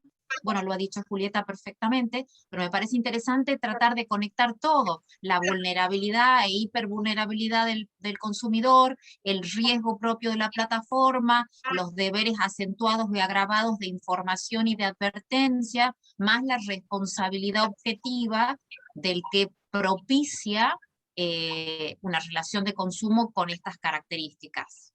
Nada más, muchas gracias. Gracias, doctora. Bueno, ahí están agradeciendo por los fallos, así que ya tenemos el Power, los vamos a mandar todos juntos después para que también que sepan. Y acá justo una de las participantes puso que tenía una medida cautelar en Mendoza por estafas, que bueno, pone a disposición la notificación, bueno, del Juzgado de Gestión Asociada Civil número 2 de acá de Mendoza. Así que bueno, buenísimo, ahí ya voy a mandar el mail. Bueno, la otra pregunta que estaba era, ¿cuál sería la prueba idónea para probar el contrato, las obligaciones y responsabilidades en sede judicial?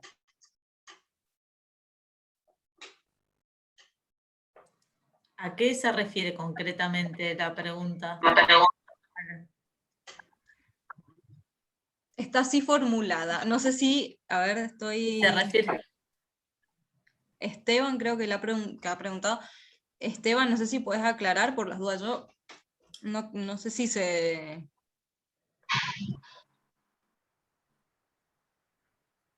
No sé si, bueno, puede aclarar Esteban, y mientras, si no, continúo con la otra que está.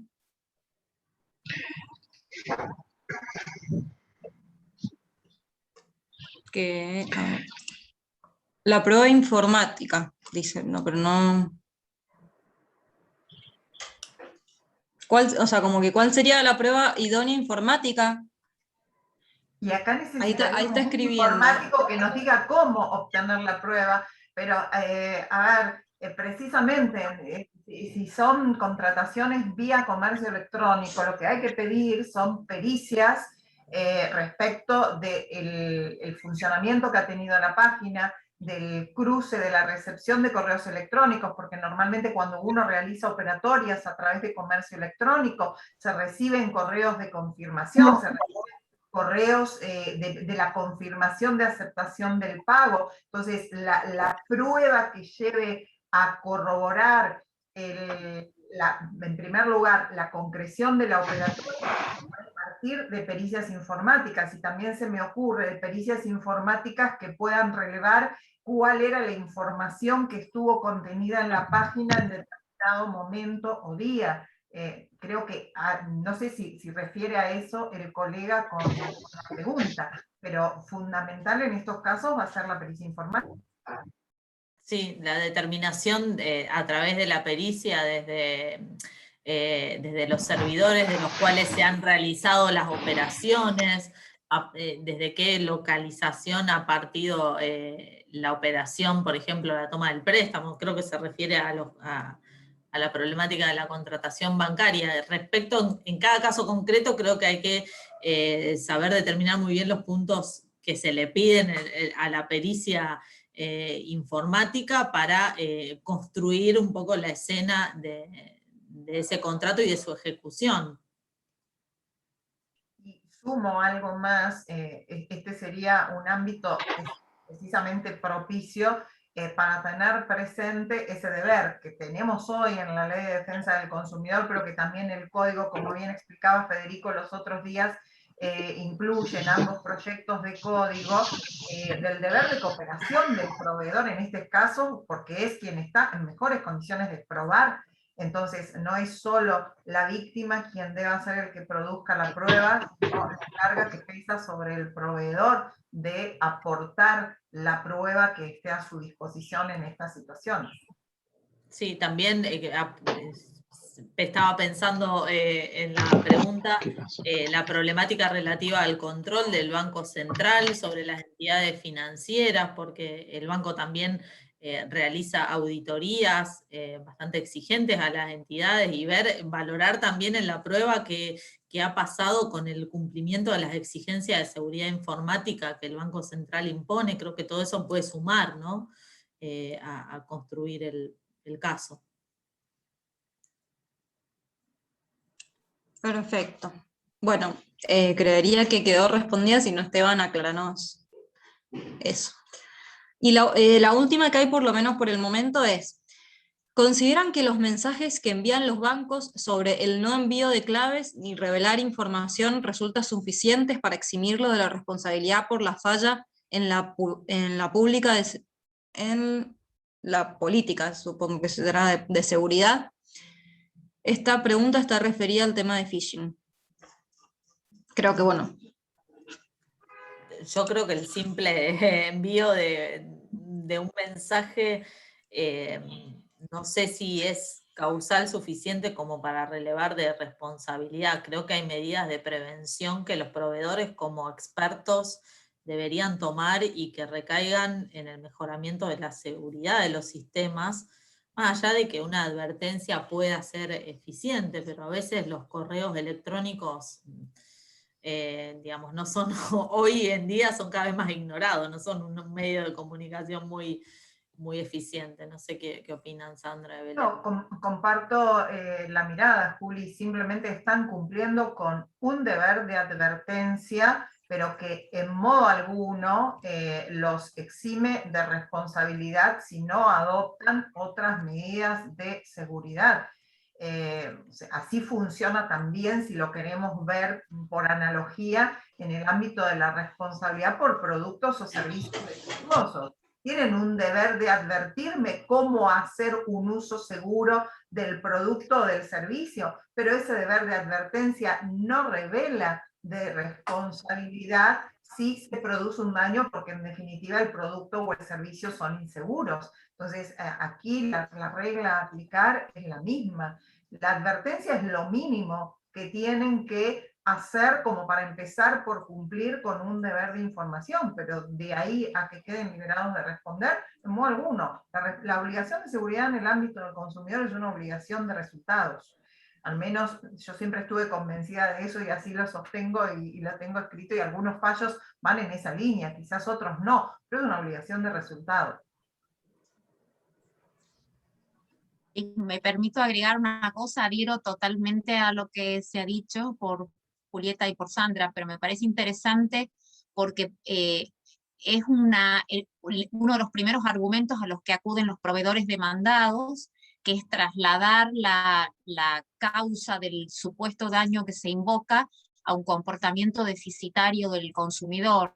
No se cuidó, no miró, no se informó, no se asesoró, dio sus datos, entre muchas otras cosas, pero me parece importante, entre las cosas que ya se han dicho, solamente tal vez destacar una más, que es que el proveedor, como experto y profesional del negocio de que se trata, es el que tiene no solo la posibilidad, sino el deber de neutralizar esas situaciones que agraven el riesgo propio de la contratación de que se trata. Entonces, quien tiene el deber de impedir que terceros ajenos al negocio, aunque sea por medios ilícitos, intervengan en perjuicio del consumidor, es aquel que tiene el dominio de la escena, el dominio del contrato.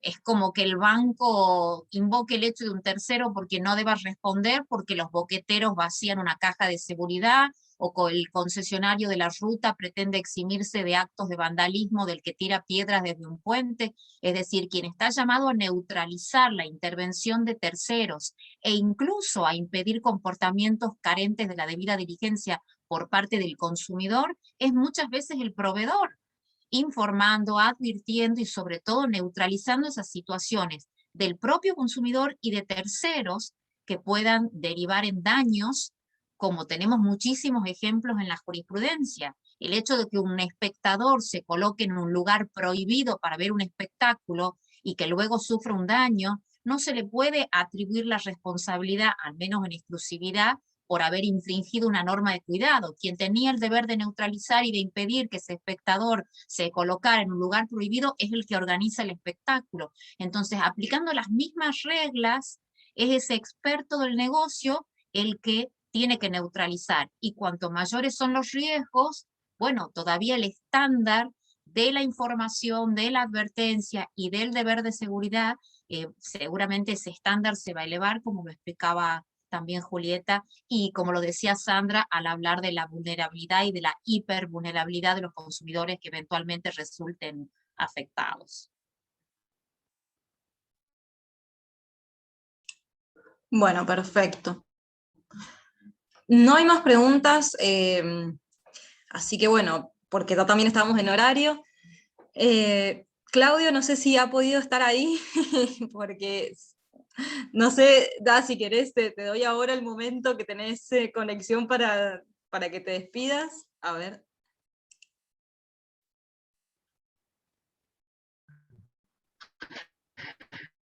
Bueno, ¿se me escucha ahí? Sí. Bueno, aprovecho para sintéticamente para agradecerles. Bueno, ha sido una jornada súper provechosa, así que bueno, muchas gracias. Felicitaciones a todas las disertantes, a Sandra, a Julieta y también a las intervenciones que ha tenido recién Belén. Así que bueno, agradecido desde la cátedra y bueno, también gracias a la Secretaría de Graduados. Bueno, muchísimas gracias. La verdad que, bueno, gracias a todos los que participaron. Ha sido un placer para nosotros hacer esta jornada. La verdad que esperemos que verdaderamente se apruebe este código. Es muy necesario, creo que ya tenemos que seguir avanzando en derechos y estos son los pasos, así que bueno, esperemos que salga pronto y en el momento que salga seguramente las vamos a molestar para que vengan a disertar de vuelta y esperemos que ya se pueda viajar, así las tenemos en Mendoza en forma personal. Poder hacer eso. Sí, ojalá, ojalá. Así que bueno, muchísimas gracias. También no ha podido estar Gabriel, ayer el martes estuvo un ratito, bueno, al final, pero hoy me avisó que no podía, que tenía otros compromisos, pero bueno, como siempre también a él, porque fue también como el unidor de esta jornada. Así que muchísimas gracias Sandra, Julieta, Belén. Gracias, Claudio, por tu predisposición, más allá de los inconvenientes, pero eso puede pasar, así que quédate tranquilo, a mí me ha pasado muchísimas veces también. Y bueno, nada más que decir que agradecimiento y que esperamos poder tenerlas nuevamente. Muchas gracias a ustedes. Muchas gracias a ustedes y muy buenas tardes. Buenas tardes. Buenas tardes. Nos Nos vemos. Chao a todos. Gracias. Hasta luego.